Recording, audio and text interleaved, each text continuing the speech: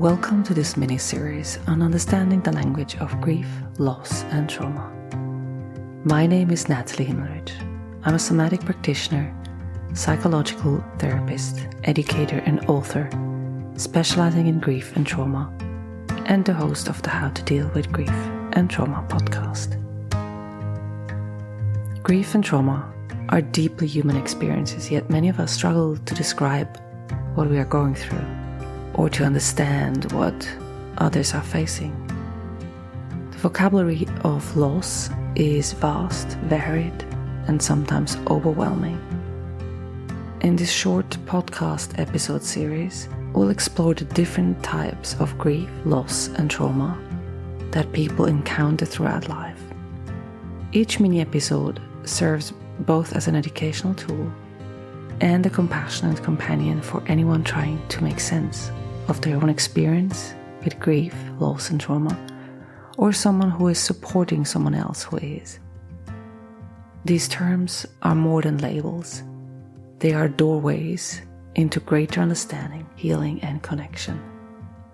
Whether you are a bereaved parent, a caregiver, a therapist, or someone walking alongside a grieving friend or someone who's experienced trauma, these bite-sized episodes aim to give you language, insight, and tools. Each one includes a definition, some key considerations, an explanation of why it matters, relevant podcast episodes, and frequently asked questions that I have been asked by my clients and you, the listener of the podcast. And my answers are all grounded in both professional and lived experience. So let's begin. When Elena's father was diagnosed with advanced Parkinson's disease, she knew his time was limited. In the months that followed, she watched the strong, vibrant man that she had always known slowly diminish, first in movement, then in voice, and finally in spirit. She began grieving long before his death, grieving the loss of their daily chats, the man who danced with her in the kitchen, and the way he used to light up around her children. She felt guilt for crying when he was still alive, and confusion about the waves of sadness that hit her unexpectedly. Only later did she learn that this was anticipatory grief, a real and valid form of mourning before the final goodbye.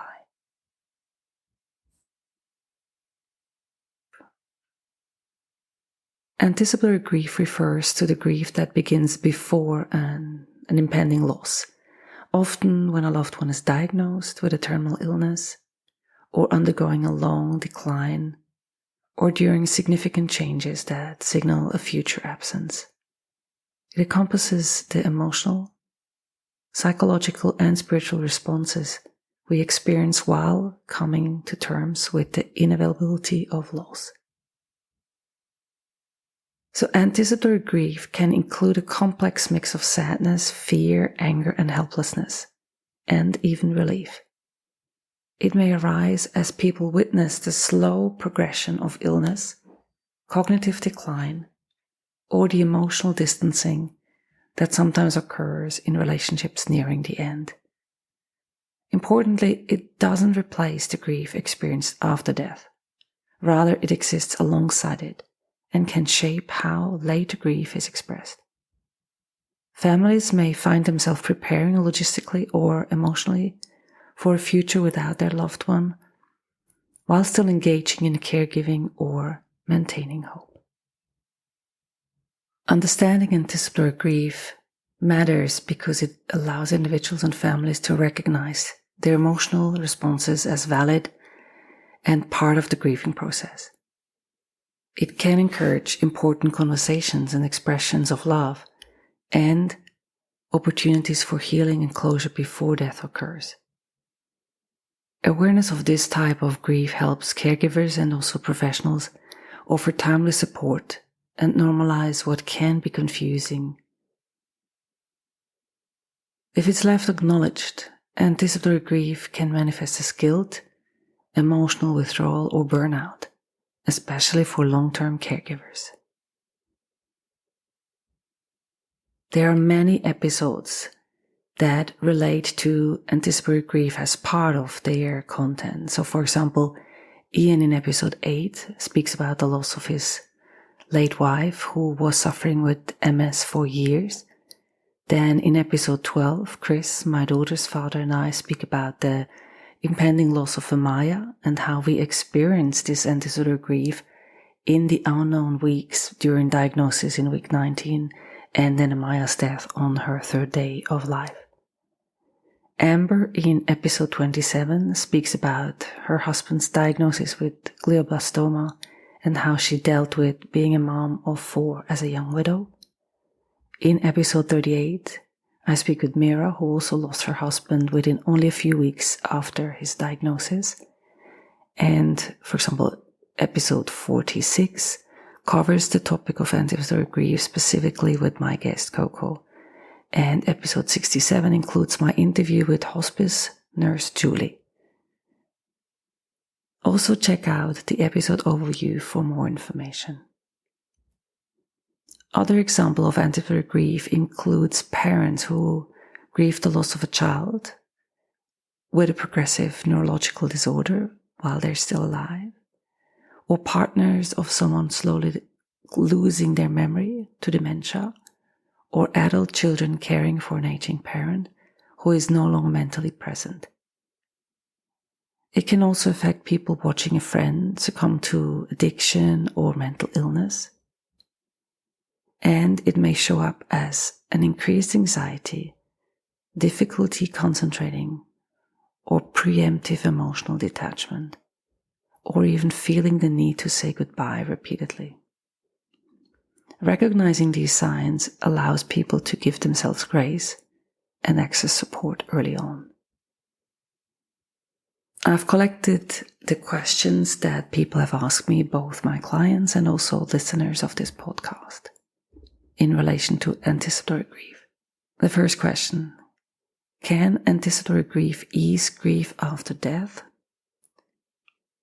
In some cases, yes. The emotional preparation may help reduce the shock or provide a sense of closure. However, it does not guarantee or lessens the pain necessarily. People may still experience deep sorrow, guilt, or regret after the loss.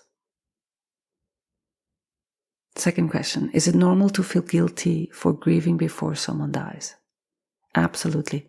Many people feel guilty for giving up or emotionally detaching too early. And it's important to understand that anticipatory grief is not a betrayal of your loved one, but rather a natural reaction to the loss that is sort of foreseen or impending. Then can both the dying person and their loved one experience anticipatory grief? Yes, the dying person may grieve the life they are leaving behind, their future, and their loved ones. And creating space for mutual emotional sharing can be very deeply healing for both parties. Another question is, how can I support someone going through anticipatory grief? Similar to anyone who's experiencing grief, be present. Listen without trying to fix things or offer small or practical support. Validate their feelings and avoid phrases like, at least they're still here, or at least you had a long life with them. They basically just feel dismissive and dismiss the emotions that are anyway here. Another question is anticipatory grief only about death? That's an interesting one. It's not always. It can occur in a situation of unexpected loss, such as a divorce, major relocation, or a loved one entering long-term care. It's about the anticipated change in relationship or identity. Can children experience anticipatory grief? Of course, yes. Children who understand that a parent, sibling, or grandparent is dying may begin to grieve early. It's important to talk to them in age-appropriate language and help them name and normalize their emotions. In the next episode, we will be looking at sudden loss.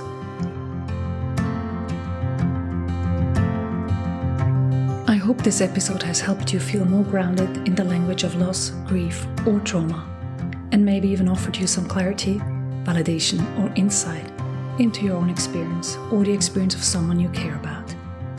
Grief and trauma are deeply personal, yet universal. When we can name what we're feeling, we take one powerful step closer to healing and the integration of our experience back into our life. If this series resonates with you, I invite you to keep exploring. You'll find more resources, courses, and ways to work with me at nathaliehimmelrich.com. And of course, you're always welcome to revisit any of the episodes whenever you need a gentle reminder that you're not alone. Until next time, take good care of your heart.